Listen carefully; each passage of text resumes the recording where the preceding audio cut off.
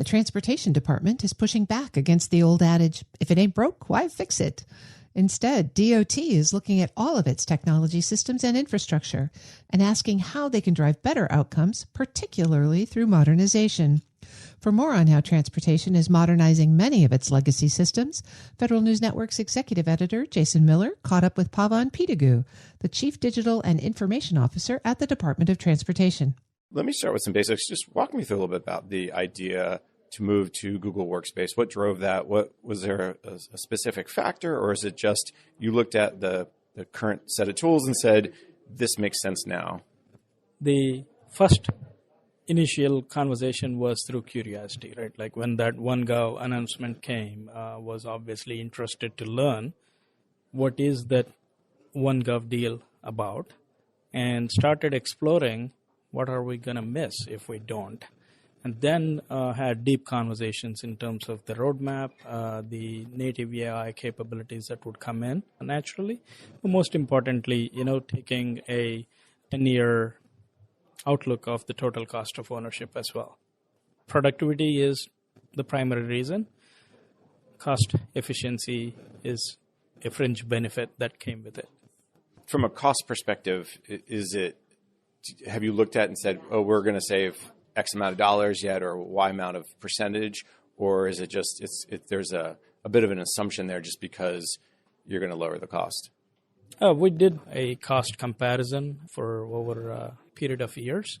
So obviously, like I said, the cost avoidance or the savings, future savings, or the fringe benefit. The primary reason was how do we make it tools more efficient, especially the AI nativity in there.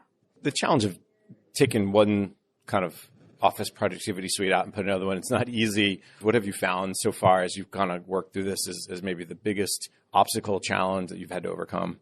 I think the biggest thing to overcome is the fear of failure. A lot of people in the department would say, it's working today, why change? Right? I think that's the glass ceiling that everybody in the federal government has seen, especially in DOT. I can speak for DOT, will speak for DOT, is if it's working, why go through the pain of changing, right? What if it fails? It doesn't work.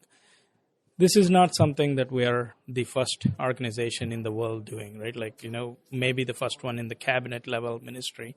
GSA already uses it within the federal government space. We spoke with GSA. We talked about what failures they had, how did they overcome. We had their lessons shared with us. We started from that as our baseline, and we have our own learnings. If anybody wants to go next, we're happy to share our learnings so they don't have to start at our baseline. They'll start at a better baseline. You're rolling this out slowly. You started with a small group. You've increased it. You said some core IT folks. Just walk me through the timeline. When do you expect this to be rolled out across the entire agency? Are we talking about a couple of months or sooner? March 9th is all of DOT minus FAA will be completely migrated over, which is less than 180 days.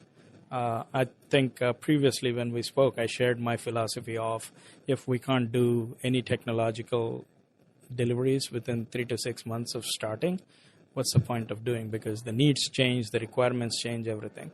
So that 180 days benchmark is applied here as well. If we can't change a mail system in the back end less than 6 months, then we can't be delivering new capabilities in that pace. So 6 months. March 9th is coming quickly. Obviously, you have a lot of work to do. At the same time, this is part of a bigger initiative around One DOT. You broke down the difference between you have some enterprise services you're providing at the CIO's office, and then you also have some product technology services providing to the mission areas. Can you just walk me through the shared services piece and how is that being set up or is set up? So the shared services and the digital services, the primary difference is we build tech, we leverage tech to build tech, right? Whoever is building tech are part of the digital factories, the digital services group. Whoever is supporting the builders to build it better are part of the shared services like infrastructure, cloud management, our cybersecurity, our portfolio management, like, the FITARA compliance group that needs to manage the spend and report. All those things are part of the shared services. We also have put in data and AI in shared services as well as digital practices, because the governance of data and AI needs to stay centrally. So we have a framework, and then everybody that's building can go integrate those frameworks in what they build. So we're not limiting how AI is leveraged across the department. These shared services, as you call them, have they been set up and you just built upon them, or was that fairly new, something that you instituted a part of the One DOT strategy? So we had some of the shared services already established, like our infrastructure was already been in shared services. We actually expanded that into a One DOT IT construct to leverage expanding infrastructure's shared model to the other like cyber as well as portfolio and data. Again, it's not going to be the final.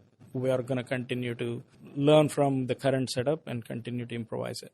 Pavan Pidugu is the Chief Digital and Information Officer at the Department of Transportation, speaking there with Federal News Network's Executive Editor, Jason Miller. You can find Jason's story at federalnewsnetwork.com.